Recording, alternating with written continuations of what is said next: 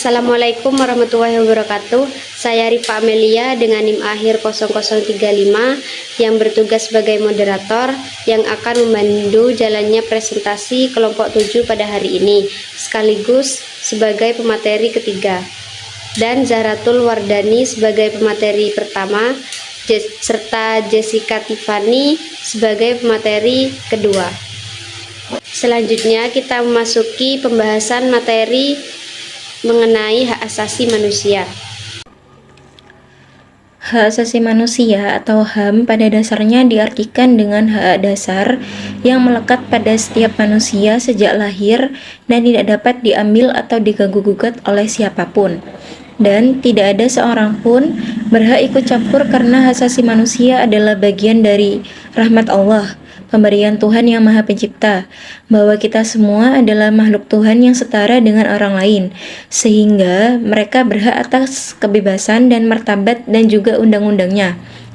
Menurut Budiarja 1982, hak asasi manusia adalah hak-hak yang dimiliki oleh manusia yang telah diperoleh dan dibawanya bersamaan dengan kelahiran dan kehadirannya dalam hidup masyarakat. Hak ini ada pada manusia tanpa membedakan bangsa, ras, agama, golongan, jenis kelamin, karena itu bersifat asasi dan universal. Dasar dari semua hak asasi adalah bahwa semua orang harus memperoleh kesempatan berkembang sesuai dengan bakat dan cita-citanya. Dalam Undang-Undang tentang Hak Asasi Manusia Pasal 1, Angka 1 UU Nomor 39 Tahun 1999 tentang Hak Asasi Manusia dinyatakan, hak asasi manusia adalah seperangkat hak yang melekat pada hakikat dan keberadaan manusia sebagai manusia dan makhluk Tuhan yang Maha Esa, dan merupakan anugerahnya yang wajib dihormati, dijunjung tinggi, dan dilindungi oleh negara, hukum, pemerintah, dan setiap orang demi kehormatan serta perlindungan harkat dan martabat manusia. Dalam pasal 1 Deklarasi Universal Hak-Hak Asasi Manusia atau DUHAM dinyatakan bahwa semua manusia dilahirkan bebas dan sama dalam martabat dan hak. Mereka dikaruniai akal dan budi nurani dan harus bertindak terhadap sesama manusia dalam semangat persaudaraan. Dalam hak asasi manusia, terdapat pelanggaran dan kewajiban. Pelanggaran hak asasi manusia atau HAM dapat terjadi dalam berbagai bentuk, seperti penyiksaan, perlakuan tidak manusiawi atau merendahkan martabat manusia, pembatasan kebebasan berpendapat, diskriminasi, dan lain sebagainya. Sedangkan kewajiban pada intinya adalah sesuatu yang harus dilakukan tanpa ada alasan apapun itu. Ada beberapa kewajiban sebagai warga negara. Yang pertama, setiap orang wajib menghormati hak asasi orang lain dalam tata tertib kehidupan bermasyarakat, berbangsa, dan bernegara. Dalam pasal 28J ayat 1 UUD 1945. Yang kedua, setiap orang wajib ikut serta dalam upaya pembelaan negara sesuai dengan ketentuan peraturan perundang-undangan. Dalam pasal 68 UU Nomor 39 Tahun 1999. Dan yang ketiga, setiap warga negara wajib menjunjung hukum dan pemerintahan Negara Kesatuan Republik Indonesia. Macam-macam hak asasi manusia. Menurut The International Bill of Human Rights, HAM dapat dibedakan menjadi 5 bagian. Yang pertama ada personal rights atau hak pribadi atau individu. Hak ini merupakan hak yang melekat pada setiap individu untuk menjalani kehidupan yang bebas, setara, dan bermartabat, serta terbebas dari campur tangan pemerintah atau individu lain. Yang kedua ada property rights, yaitu hak asasi di bidang ekonomi. Hak ini adalah hak yang mengatur kepemilikan, mengendalikan, menggunakan, dan mendapatkan manfaat dari sebuah aset atau properti. Yang ketiga ada rights of legal equality, yaitu hak asasi di bidang hukum. Hak ini menekankan bahwa setiap manusia memiliki kedudukan yang sama di mata hukum. Yang keempat adalah political rights, yaitu hak asasi bidang politik.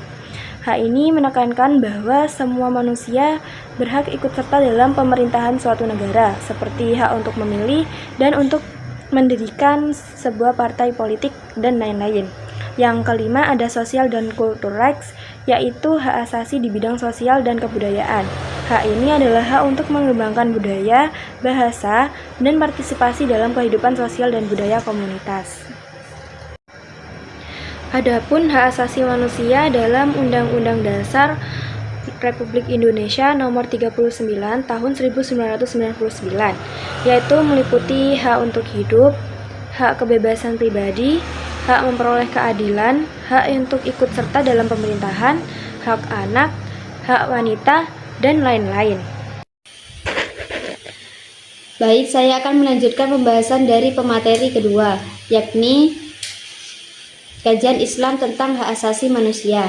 Hak asasi manusia bertujuan untuk menempatkan manusia secara layak dengan memberikan hak-hak dasar tanpa diskriminasi terhadap suku, bangsa, warna kulit, jenis kelamin, atau agama. Jika hak ada kebebasan manusia dirampas, maka nilai kemanusiaannya menjadi tidak sempurna. Karena itu, penghormatan terhadap hak asasi manusia merupakan kebutuhan dasar yang telah ada sejak manusia lahir. Dalam Islam, prinsip-prinsip hak asasi manusia sudah terkandung dalam ajarannya. Islam memandang semua manusia setara dan perbedaannya hanya didasarkan pada keimanan dan ketakwaan, bukan pada faktor lahiriah. Secara normatif, ajaran Islam tidak bertentangan dengan hak asasi manusia, bahkan sejalan dengan semangatnya. Namun, muncul dua respon dari umat Islam terhadap konsep hak asasi manusia modern. Yang pertama, kelompok liberal bersifat reformis dan demokratis, menerima prinsip-prinsip hak asasi manusia internasional. Yang kedua, kelompok konservatif bersifat menolak perubahan dan menentang penerapan hak asasi manusia modern serta demokratisasi. Jadi, kesimpulan dari materi yang telah kami bahas mengenai hak asasi manusia adalah hak dasar yang dimiliki setiap orang sejak lahir hanya karena ia manusia. Hak asasi manusia mencakup hak hidup, kebebasan berpendapat, beragama, memperoleh keadilan, pendidikan, pekerjaan yang layak, serta kesetaraan gender. Dalam Islam, nilai-nilai hak asasi manusia sejalan dalam hal persamaan, keadilan, kebebasan, dan nilai-nilai kemanusiaan yang mendasar. Intinya, Islam mendukung prinsip hak asasi manusia karena keduanya sama-sama menempatkan manusia secara adil, setara, dan bermartabat.